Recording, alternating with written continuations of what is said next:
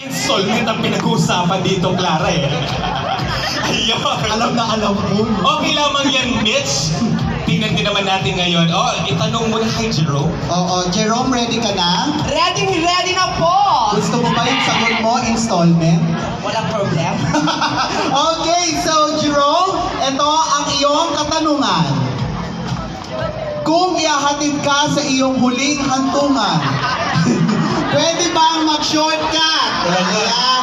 Kung ihahatid ka sa iyong huling hantungan, pwede bang mag-shortcut? Your 30 seconds starts now! Para sa akin, hindi ka dapat pwedeng mag-shortcut pag ipupunta ka na sa huling handungan mo. Sapagkat nalamnamin nila ang nagawa mong magandang legacy din sa ating mundo. Dahil bilang isang tao, dapat mas makabuluhan ang buhay mo. Pag may respeto ka sa mga taong wala na sa legacy ito, pero alam nila yung tama at mali bilang isang tao. Bilang isang tao, dapat mahalin mo kung sino ang nasa huling handungan na at ipag-pray mo na lang siya hanggang sa huli. Maraming salamat.